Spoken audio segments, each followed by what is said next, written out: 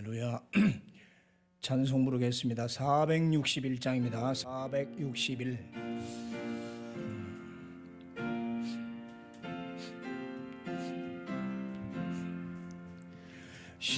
십자가를 질 수 있나 주가 물어보실 때 죽기까지 따르오리.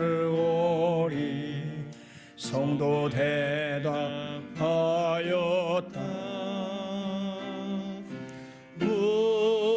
우리의 심령 주의 것이니 주님의 형상 만드소서. 주인도 따라 살아갈 동안 사랑과 충성을 바치우리라.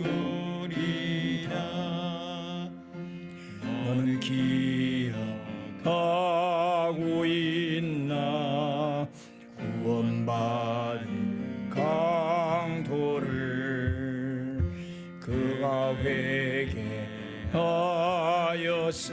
때 낙원 허락 받았다. 우리의 심령 주의 것이니 주님의 형상 만드소서.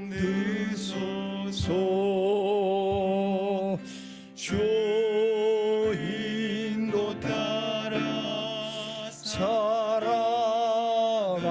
동안 사랑과 충성을 바치오리다. 걱정 근심 모든 그늘 너를 둘러 덮을 때 주께 내 영 맡기겠나. 최후 승리 믿으며 우리의 심령 주의 것이니 주님의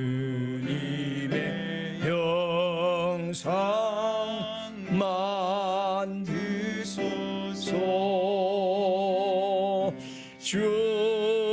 주인도 따라 살아갈 동안 사랑과 충성을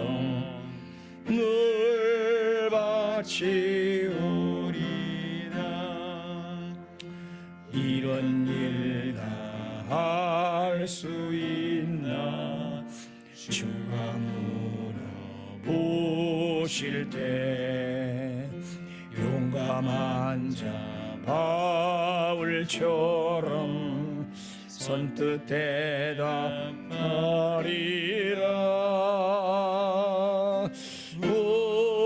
우리의 심령 주의 것이니 주님의 형상 만드소서.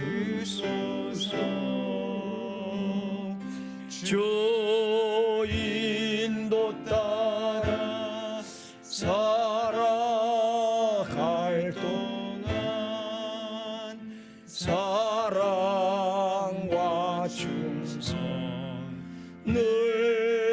바치오리라.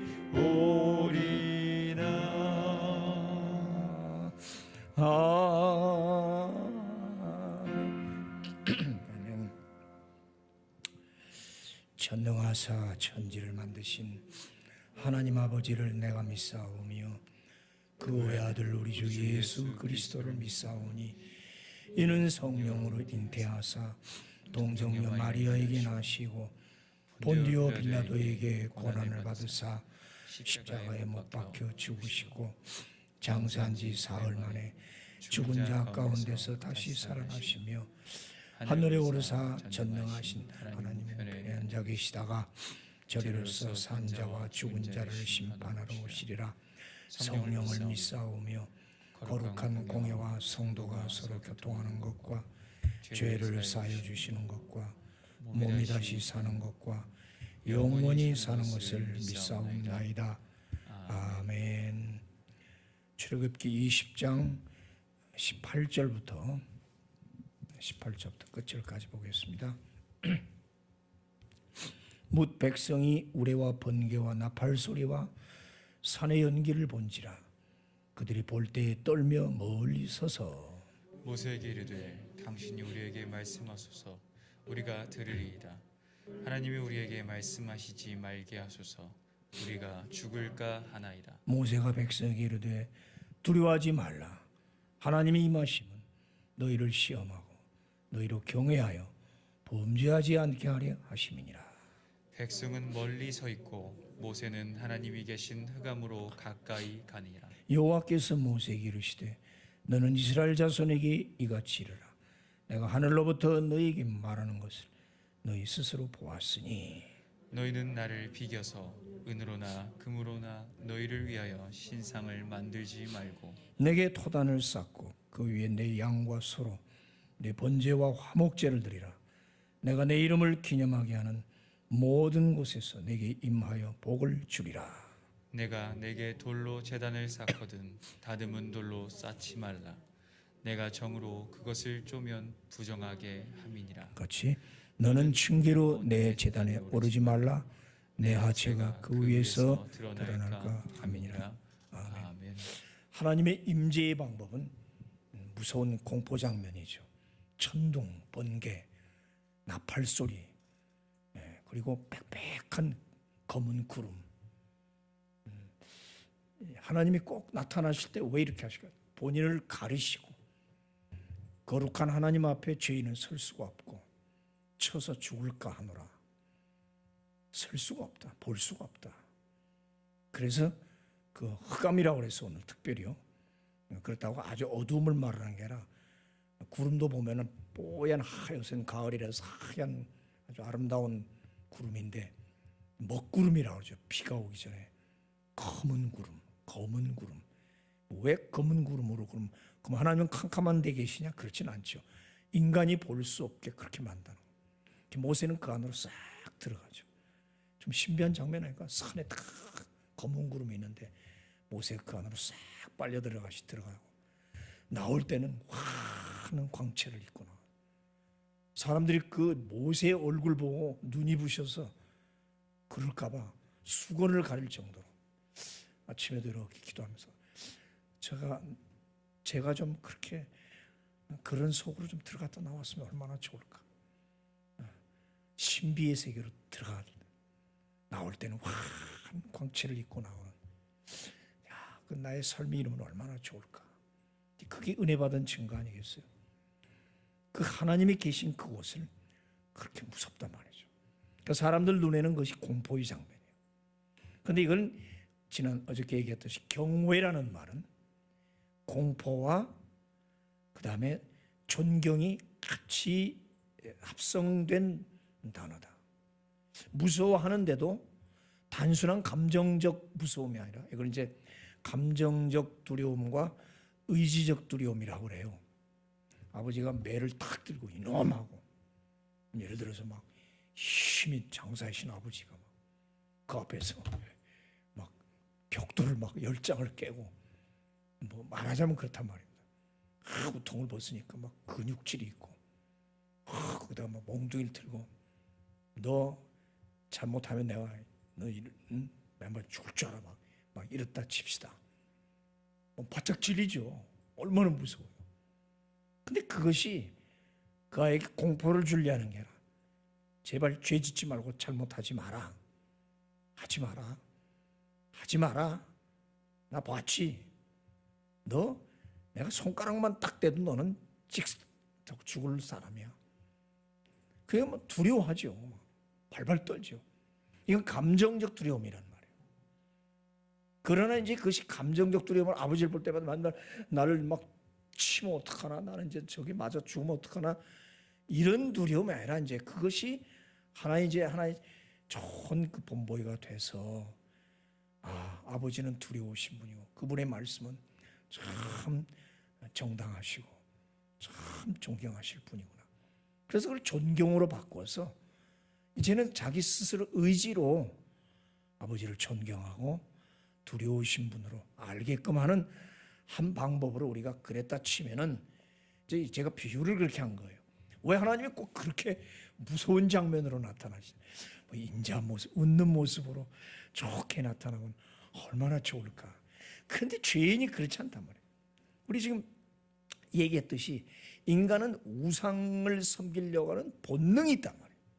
걸핏하면 하나님 떠나서 다른 신을 섬기려고 하는, 말하자면 무슨 DNA가 박힌 듯이 그냥 호시탐탐 하나님 떠나서 어떻게 딴 데 가서 좀 물어보고 자기 방식대로 하는 이 반역과 배신을 아주 딱 뼈와 뼈 속에 새겨 있는 것 같은 죄인이기 때문에 그렇잖아요. 하와가 그렇게 먹지 말라는 선악과 따먹는 그 DNA가 우리 죄인 이 피와 살이 확 박혀 있다.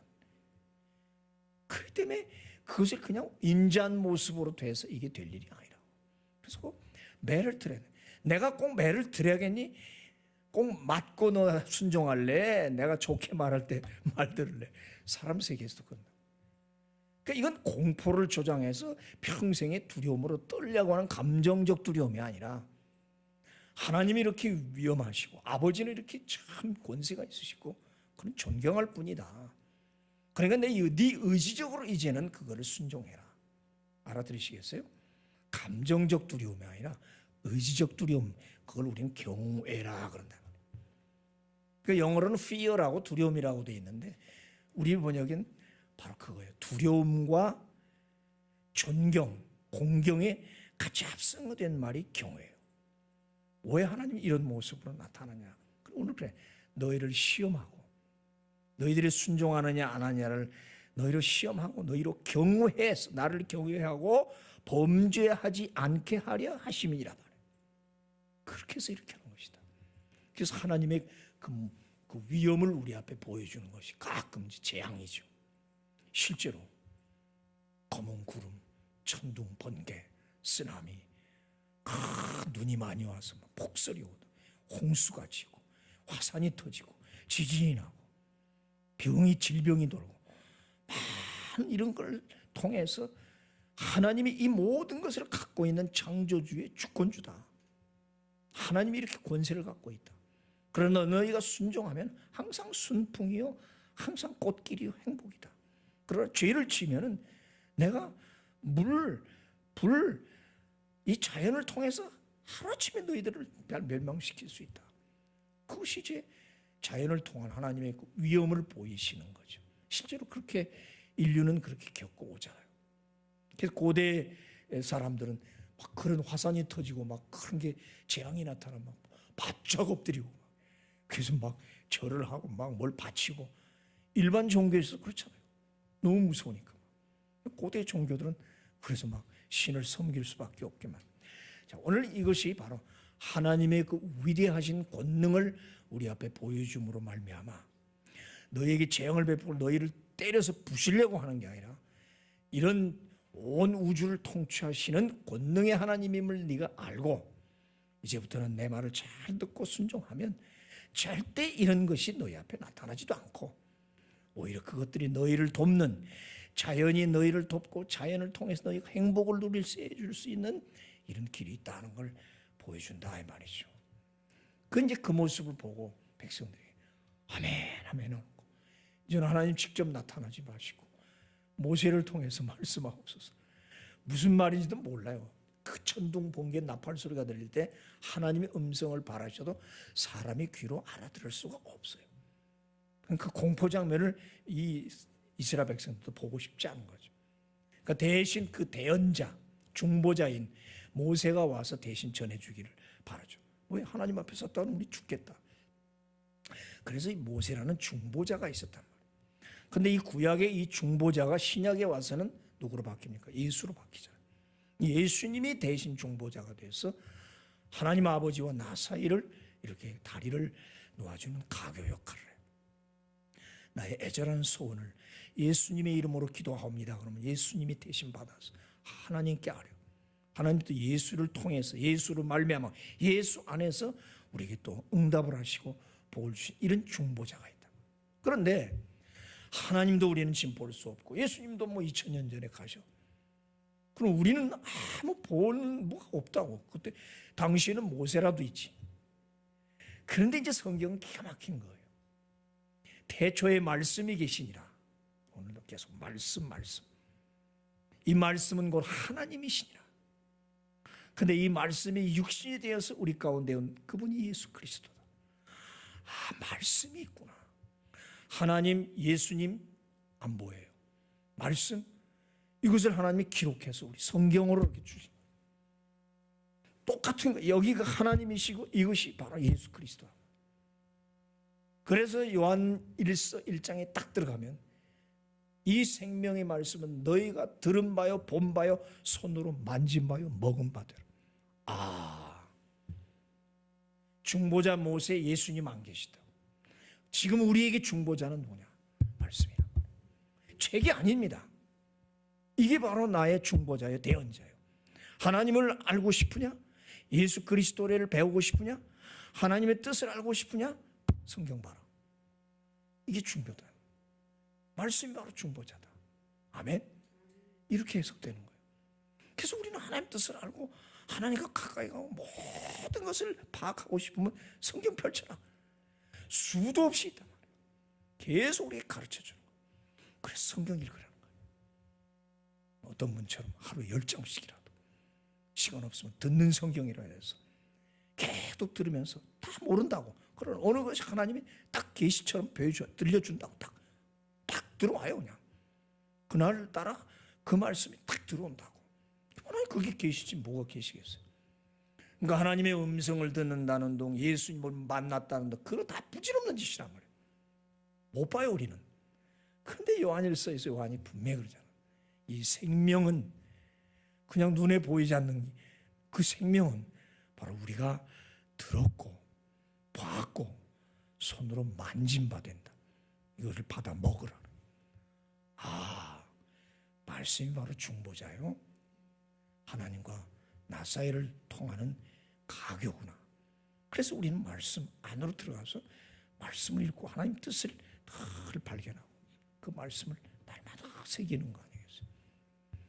이런 원리를 잘 깨달으셔야 된다. 중보자.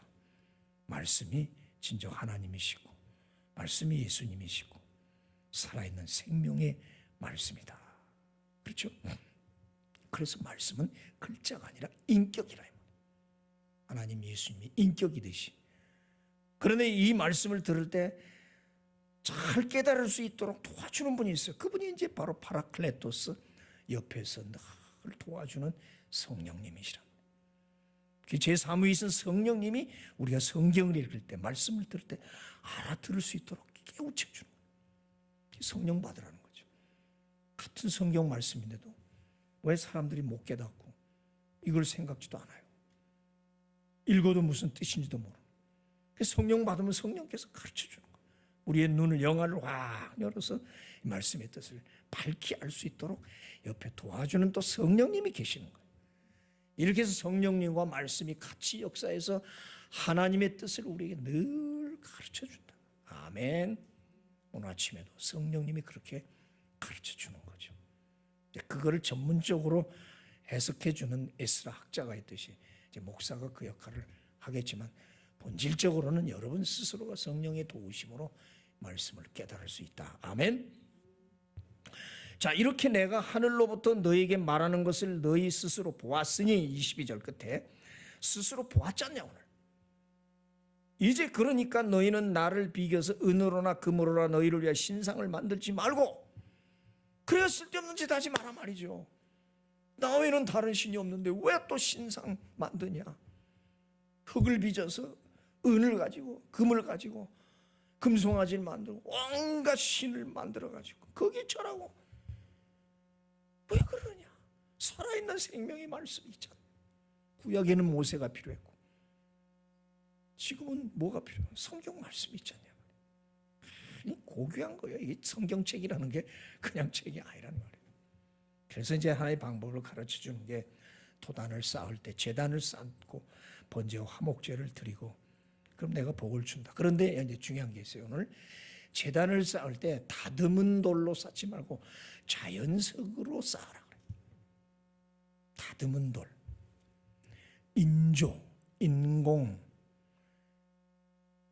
내가 만들어서 꾸며서 된 제단이 아니라 그냥 흙 속에서 캐낸 자연석, 정으로 쪼아서 다듬은 그런 인조된 그런 돌이 아니라 그냥 바로 자연석 끄집어내서 그냥 그걸로 단을 쌓아라. 그럼 울퉁불퉁 흙도 묻고 보기 싫죠. 기왕이면 잘 다듬어서 대리석 같이 만들어가지고 딱 제단을 쌓으면 얼마나 보기 좋아요. 하지 마라. 그럼 나중에 물론 솔로몬 제단은 그렇게 했어요. 그러니까 오늘 이 깊은 뜻이 뭐냐면 꾸미지 마라. 자, 제사에 3요소가 있어요. 자 보세요. 제사를 드리려면 첫째 제물이 있어야 돼요. 그다음에 제물을 올려놓을 제단이 필요해요.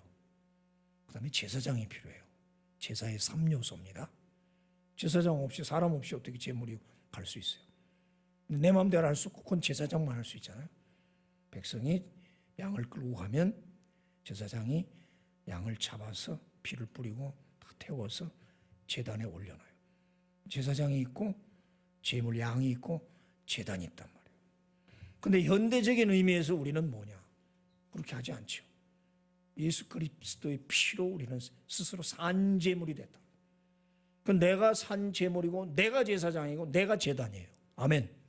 잘 들으시라고. 내가 제사의 3요소를 다 내가 갖고 있어요. 너는 거룩한 산 제물이다. 내가 제물이죠 분명히. 하나님 앞에 죽은 제물이야. 산 제물이야. 양은 죽이지만 우리는 그건 죽는, 날마다 죽는 나의 죄를 죽이는 거지 목숨을 죽이는 건 아니잖아요. 제물이죠. 그리고 내 스스로가 제사장이 돼요. 그래서 만인제사장이라는 말이 나와요. 내가 직접 나가는 거 하나님 앞에 제물로. 제단이 뭐냐? 공식적으로 물론 교회지만 요새같이 비대면일 때는 자기 스스로 제단이 돼야 되죠.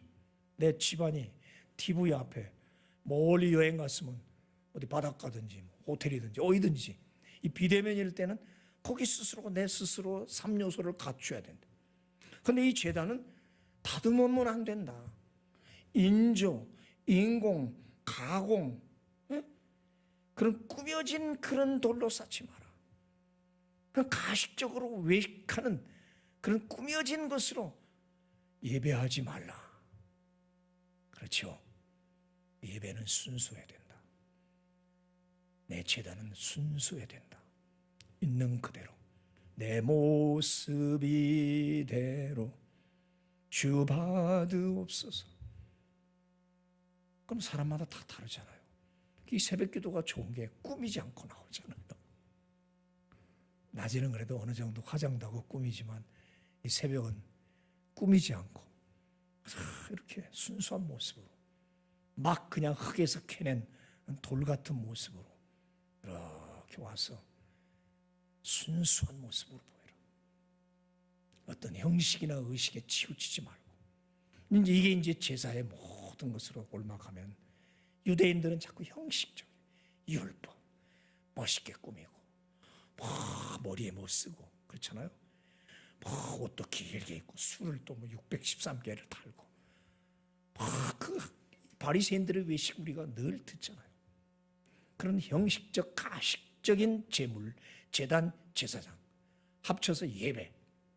하나님 앞에 내가 제물 될 때 꾸민 제단, 가공된 그런 형식적인 예배 말고 그냥 있는 그대로 순수한 모습으로. 우리 아침에 그래서 참 새벽 제단이 이게 순수한 제단이에요. 그렇게 와서 제물 되어라. 순수한 하나님 앞에 제물 되는. 마지막 절은 제단 올라가다가 하체까지 거룩한 제단이다. 그렇게까지 표현할 정도입니다. 흙에서 막 캐낸 자연석으로 제단을 쌓듯이 가정에서든지 어디서든지 오늘 순수한 제단을 쌓고 순수한 예배를 드리시기를 축원합니다. 그걸 하나님은 기뻐하시죠. 외모가 아니라 마음 중심을 모시는 하나님. 그래서 오늘은 특별히 하나님의 말씀. 우리에게는 중보자가 계시는데 자꾸 우리가 신비주의로 빠지면 꿈에 뭘 보려고 그러고 뭘 좀 들려주세요. 저도 그런 하나님 음성을 좀 들려줬으면 좋겠다. 남들은 뭐 본다는데 나도 좀 보면 좋겠다. 지금의 우리 중보자는 생명의 말씀 본봐요. 손으로 만진바다. 이런 중보자가 우리 계시는 이 중보자 앞에서 우리는 날마다 하나님께 나아갈 때 순수한 제단을 쌓고 순수한 마음으로 그렇게 예배하는 그걸 하나님 기뻐하신다. 기도하십시다. 시내산 아래서 이스라엘 백성은 1년 동안 많은 것을 배우고 깨우쳐갑니다. 어쩌면 우리 인생이 지금 시내산 아래서 옷을 빨고 목욕을 하고 깨끗이 그 두려우신 위엄의 하나님, 권능의 하나님 앞에서 벌벌 떨면서 그러게 감정적 두려움이 아니라 이제는 이런 하나님이시니 우리가 늘 두려운 마음으로 경외하는 마음으로 늘 엎드려 말씀을 듣는 구약에는 모세를 통해서 들었지만 신약에는 살아있는 생명의 말씀을 통해서 우리는 하나님의 말씀을 오늘도 듣고 하루 종일 듣습니다. 오늘 하루 종일 말씀을 듣게 하옵소서. 성경을 보든지 듣는 성경이든 외워가면서든지 어떤 방법으로든지 하나님 말씀을 하루 종일 듣는 그런 우리들이 되게 하옵소서. 거기 있는 그곳에 제 순수한 제단을 쌓고 가식 없이 순수한 마음으로 그렇게 오늘도 하나님 만나고 하나님 찬양하는 하루가 될 때 하나님 오늘 복을 주신다고 했으니 그 복이 넘치게 하옵소서. 오늘도 학교로 직장으로 흩어져가는 우리 식구들 그런 경건한 마음으로 하나님 앞에 늘 설 때 교회에 와서만이 경건이 아니라 자기 일터에서도 얼마든지 제단을 쌓고 하나님 앞에 순수한 제물이 될 수 있습니다. 그럴 때 하나님이 기뻐 받으시고 속으로라도 찬송을 읊조리고 말씀을 외우면서 하루 종일 그렇게 은혜 생활할 수 있는 우리 필그림 식구들 되게 하옵소서. 그럴 때 하나님이 복을 주실 줄 믿습니다. 우리 교회를 향한 하나님의 교회 가신 이 영화롭게 하실 이런 복도 이제 주실 것이고 가정에 주시고 사업장에도 주실 줄로 믿습니다. 특별히 확진자가 점점 많아갈 때 우리 아이들 지켜주시고 아직도 백신을 맞지 못한 사람들 빨리 좀 맞고 어서 빨리 위드 코로나로 가는 새로운 정상적인 사회로 돌아가는 그런 나라가 되게 하옵소서. 아픈 자들이 있습니다. 육신이 아픈 것도 문제지만 마음에 병든 자들이 더 안타깝습니다. 하나님 손을 뻗쳐서 어루만져 주시고 다시 새롭게 하여 주시옵소서. 예수님의 이름으로 기도하옵나이다. 아멘. 하늘에 계신 우리 아버지 이름이 거룩히 여김을 받으시오며 나라의 마옵시며 뜻이 하늘에서 이룬 것 같이 땅에서도 이루어지이다. 오늘날 우리에게 일용할 양식을 주옵시고 우리가 우리에게 죄진 자를 사하여 준 것 같이 우리 죄를 사하여 주옵시고 우리를 시험에 들게 하지 마옵시고 다만 악에서 구하옵소서. 대개 나라와 권세와 영광이 아버지께 영원히 있사옵나이다. 아멘.